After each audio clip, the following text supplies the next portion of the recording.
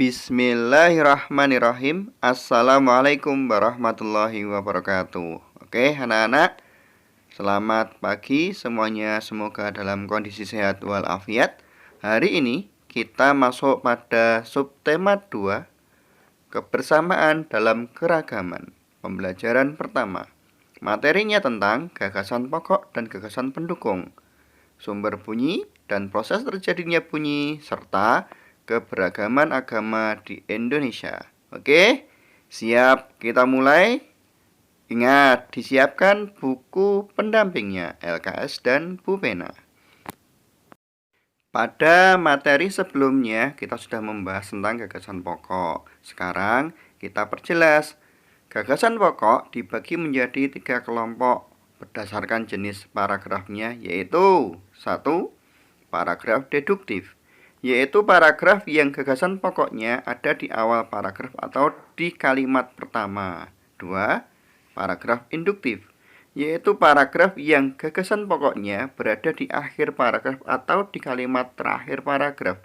Jadi jelas terlihat di awal atau di akhir. Jadi kita tinggal melihat paragrafnya tersebut.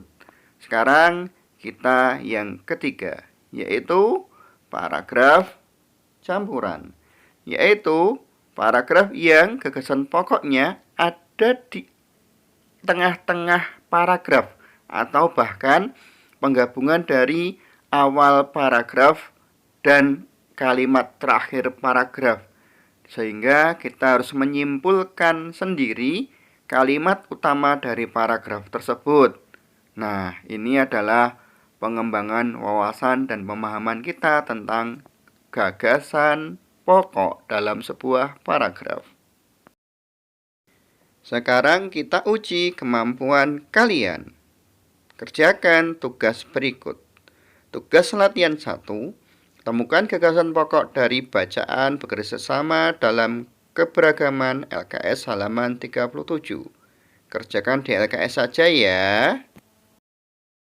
Sekarang kita masuk materi yang kedua tentang keajaiban, yaitu sumber bunyi dan proses terjadinya bunyi.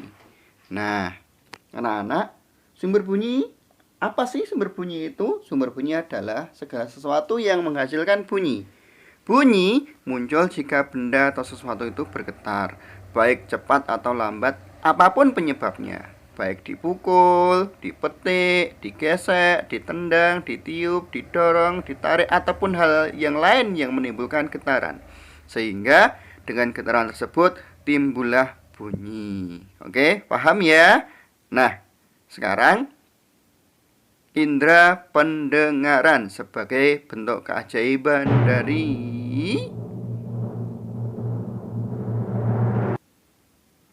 bunyi.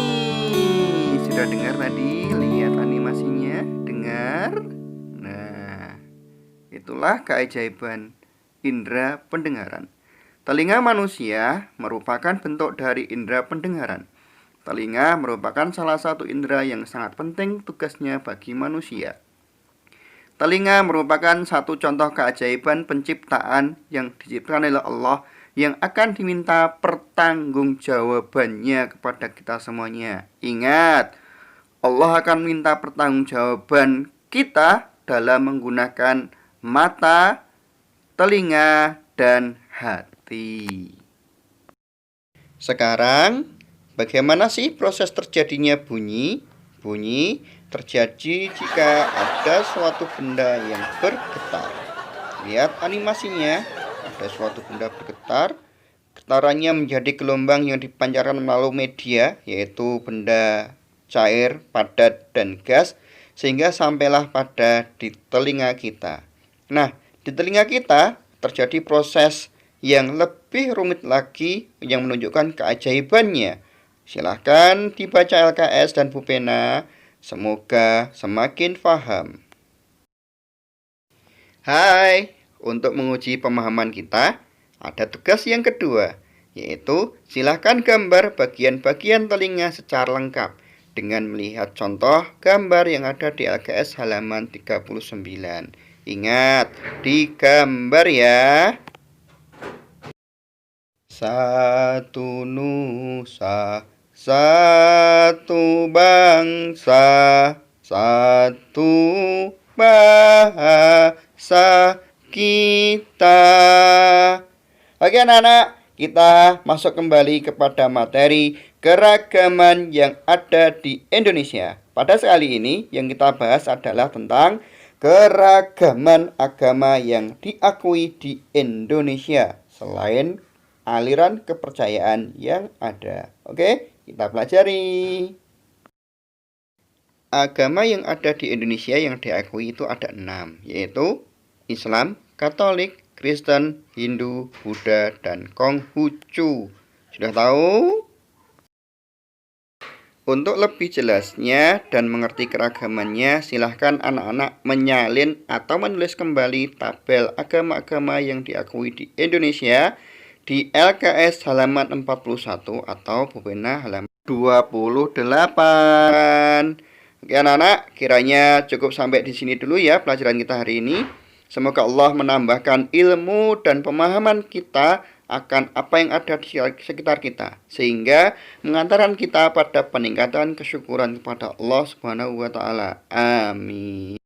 Wassalamualaikum warahmatullahi wabarakatuh. Sampai bertemu kembali di pembelajaran selanjutnya. Jangan lupa bersyukur dan bahagia. Dadah.